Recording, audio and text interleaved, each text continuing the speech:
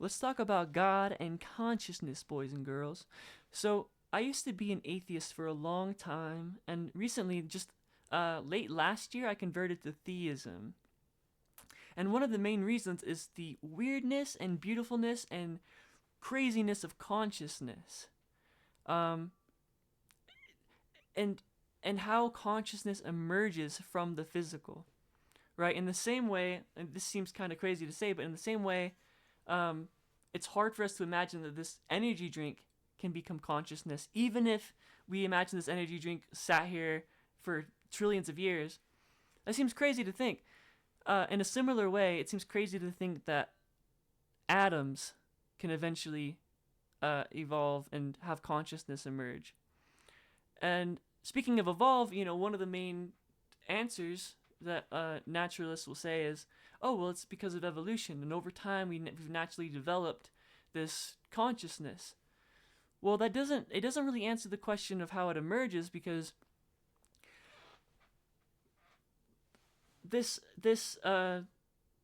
evolution for survival doesn't require consciousness. Like, it could all just happen with the lights off. All of these things that we do, that a Roomba does. A Roomba tries to survive. A Roomba will avoid the walls, will avoid the stairs, will avoid the cat toys and the dog toys. So evolution doesn't answer how consciousness emerges from just physical atoms. How it doesn't answer how that magic happens. Now, but we are conscious. We are conscious. Okay?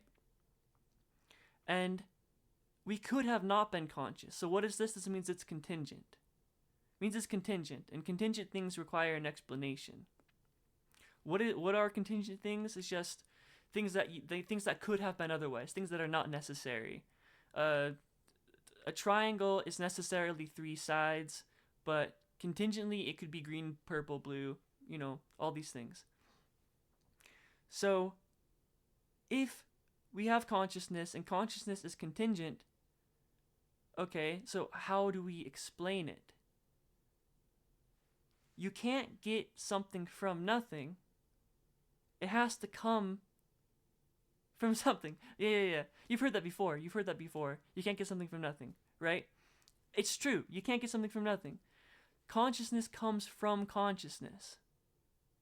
Physical stuff comes from physical stuff. Okay, so where does this get us? It at least on a baseline gets us a that consciousness is fundamental to the universe.